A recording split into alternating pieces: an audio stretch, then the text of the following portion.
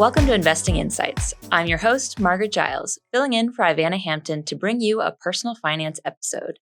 Investment firms often see a big influx of new contributions into individual retirement accounts in the early part of each year as investors rush to meet the April 15 deadline. If you're one of the many investors adding new funds to your IRA, Christine Benz has some ideas on how to make the most of those contributions and improve your portfolio in the process. Christine is Morningstar's Director of Personal Finance and Retirement Planning. All right, Christine, thanks for being here. Margaret, it's great to see you. Thanks. So before we get into the investment aspects of IRA contributions, let's spend a few moments just on logistics. So the contribution limits are going up a little bit in 2026. Is that right? That's right. So it's $7,500 if you're under age 50, $8,600 if you're over age 50. So those numbers tend to rise upward a little bit over time to keep up with inflation. Right. So now is the time to revisit just how much you're contributing. Right. Exactly. So people often hit a fork in the road when it comes to their IRA contributions, and it's really about, do they go traditional or Roth with their contributions? So how should they decide which path to follow? Well, how much income you earn comes into play here. And so the lowest threshold is if you are making a traditional IRA contribution and you want to be able to deduct it on your tax return. The income limits are the most stringent here. They're a little bit more liberal if you're making a direct Roth IRA contribution. But one thing to know is that anyone, as long as they have earned income, regardless of how much income they earn, can make what's called a backdoor Roth IRA contribution. So here you are funding a traditional IRA contribution, but at some point you are converting it to a Roth. That avenue is open to anyone who has earned income, but you do want to think about your income level. Assuming that you can make more than one of these contribution types, that your income level qualifies you to make more than one of these contribution types, the key thing you want to be thinking about is the tax break more beneficial to me today, or will it be more beneficial to me later on? So if I am someone who's very early in my career, taking a hit on my contribution, so making a Roth contribution, putting after-tax dollars into that Roth account is often going to be a good bet to make because my tax rate today is likely to be lower than it will when I'm in retirement and when I'm pulling the funds out. And so that's something to keep in mind where your tax level is today, versus where it's apt to be in the future. For a lot of people, especially those younger savers, it's a little bit of a guess. But you do want to think about the concept of tax diversification as well, that ideally you would build assets across different tax characters, Roth, traditional, and even taxable accounts. Now, let's talk about how to invest those funds. So we've had a great run in stocks over 2025. Are there any mistakes that people should avoid? You mainly want to avoid the extremes. So at the one extreme would be sort of being paralyzed and saying, you know what, stocks don't seem especially cheap. I'll hunker down here in cash and maybe move the money in at a later date. The data show that a lot of people do tend to sit in cash once they fund their IRA.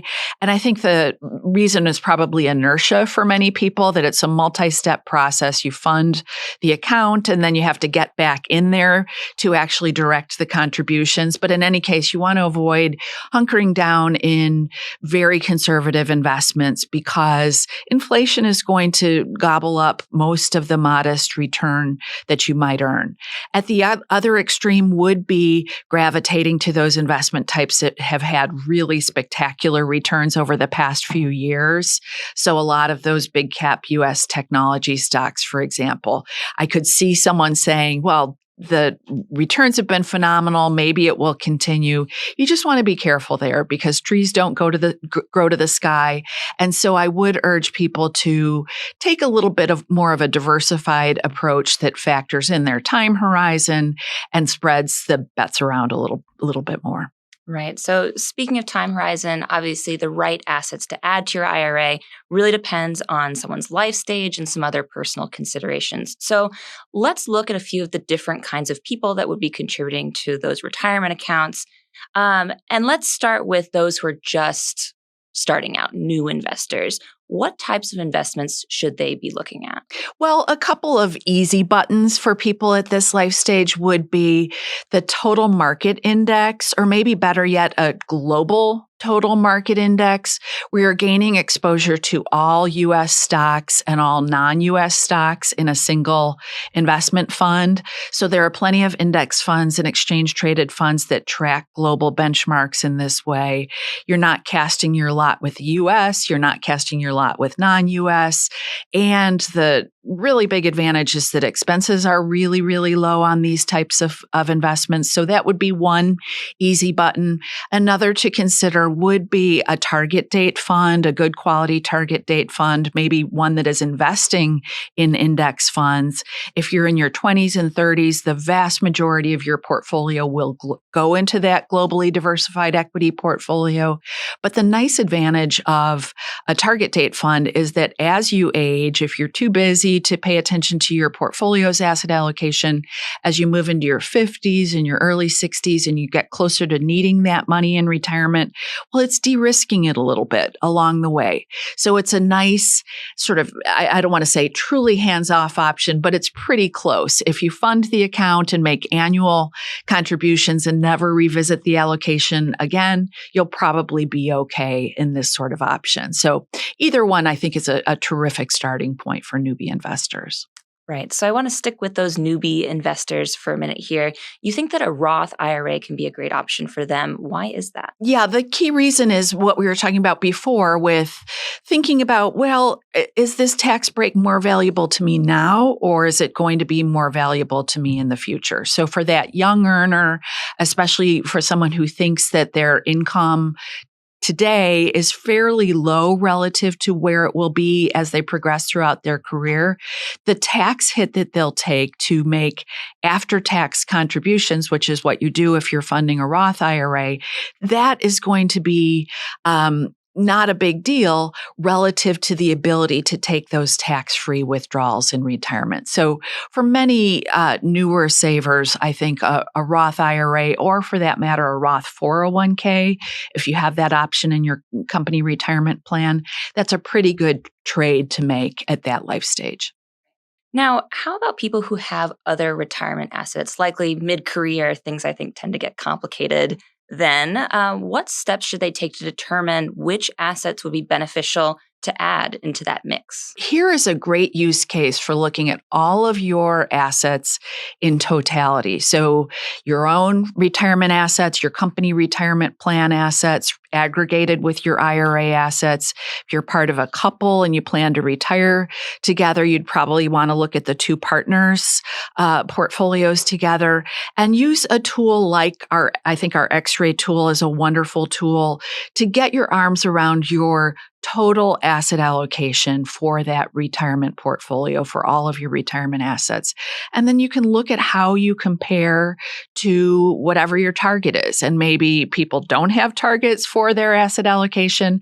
And here a great quick and dirty sort of benchmark for your asset allocation is looking at a target date fund that is geared toward your specific or your general retirement date and see how your portfolio's allocations compare. Maybe look at a few of them, look at BlackRock's, T. Rowe Price's, Fidelity has a great index fund, target date series. Compare your own portfolio's allocations to those and just see where you have some differentials, and you can use your IRA to potentially address those areas where your asset allocation might be a little bit out of whack.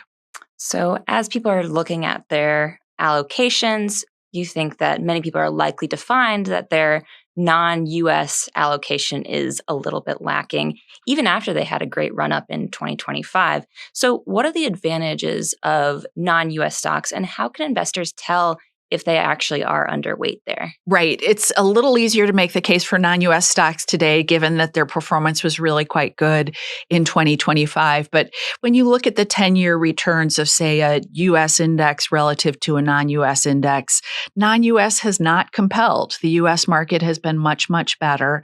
The case for non-US stocks is that you get completely different sector profile than you have with the US market today. So you get more financials exposure, you get more basic materials and industrials exposure. You get, frankly, more value exposure than you do with the US market. The US market is looking a little bit more like a growth index today with a very heavy allocation to technology stocks. With a non-US index, you're getting lighter exposure to those sectors. So you're getting that different sector profile. You're getting higher dividends, and you're just getting the opportunity to experience different sorts of economic situations. And so I think there's still a strong case to be made for holding non-US exposure. In terms of how much to allocate to non-US, I like using the total market capitalization as a benchmark for that. So when we look at that today, when we look at the composition of the total global market, you have about 2/3 in US stocks today with the remainder in non-US. For most investors, I think they want to take a look at their equity allocation and look at how their personal composition compares to that. Most US investors, in my experience, have substantially lighter weightings in non-US stocks than that, roughly 1/3 of their equity portfolio. So use that as a starting point. I would also look at my portfolio's allocation to, within that international allocation, the allocation to developed and emerging markets. So when we look at that today, it's about 90% developed, 10% emerging. I think that's a good benchmark for setting your allocation to emerging market stocks. So, one debate that often comes up in this realm of international stocks in the IRA is that you could be missing out on a foreign tax credit by having those assets in the IRA. Is that a good reason to avoid non-US stocks in that retirement account? Yeah, the tax optimizers love to talk about this question. And the reason is that there is a little bit of a foregone tax advantage for holding the foreign stocks within an IRA. And the reason is that you get this tax credit.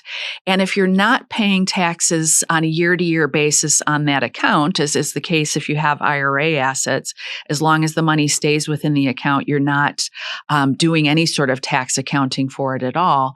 If you're getting that tax credit, it sort of goes to waste because you have the funds siloed in an IRA. The countervailing force, though, is that foreign stocks aren't especially great in a taxable account. And the reason is, as I said, the dividends tend to be higher. So you're getting that higher payout on a year-to-year basis, which drags on your returns as long as you hold the investment inside of that taxable account. So I would say it's kind of a wash. It's not that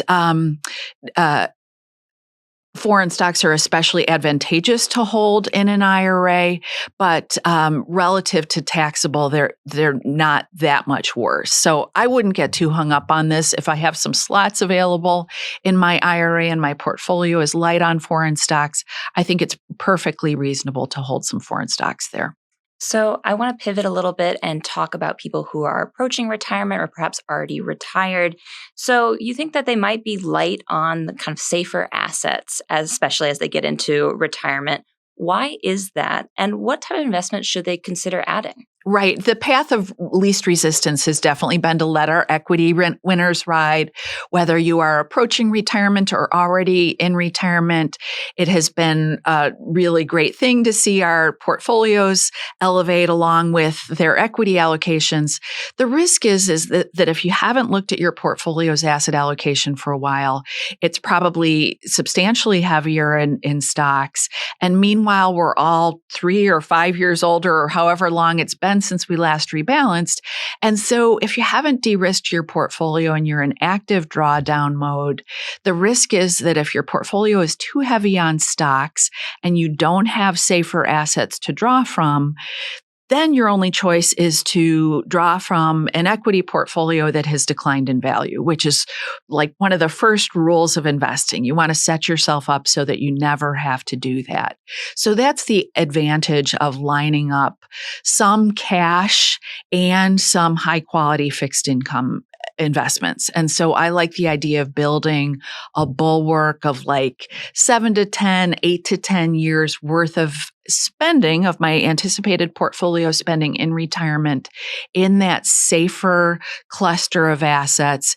If a really bad market shows up early in my retirement, then I could spend through those safer assets without having to touch my depreciated equity assets.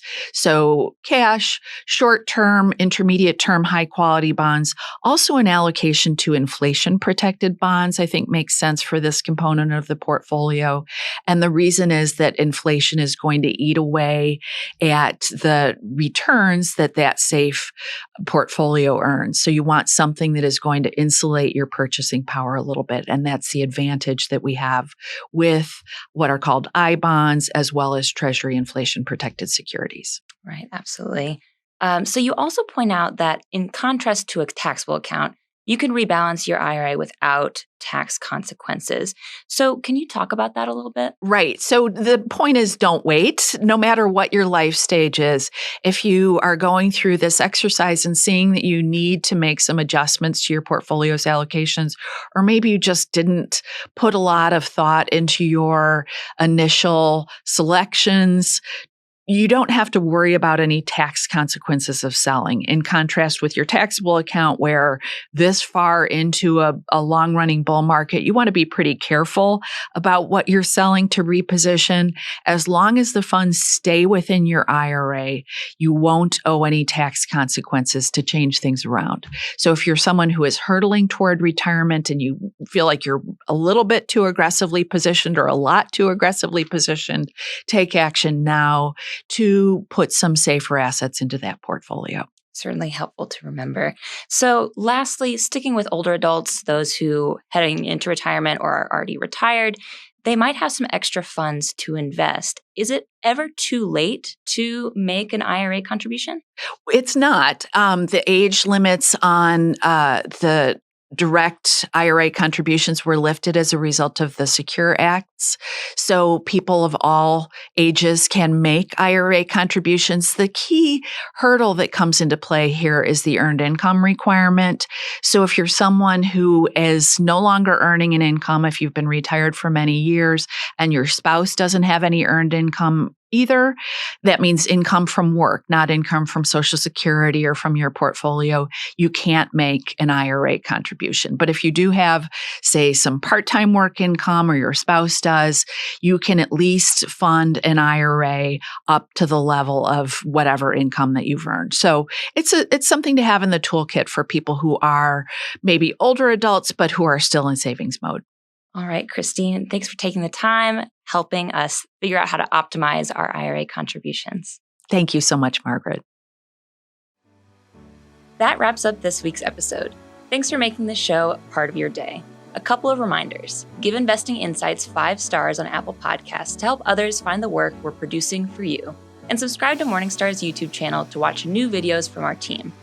Thanks to senior video producer Jake Van Kersen, lead multimedia editor Ivana Hampton, and associate multimedia editor Jessica Bevel. I'm Margaret Giles, lead content development editor at Morningstar. Thanks for tuning in.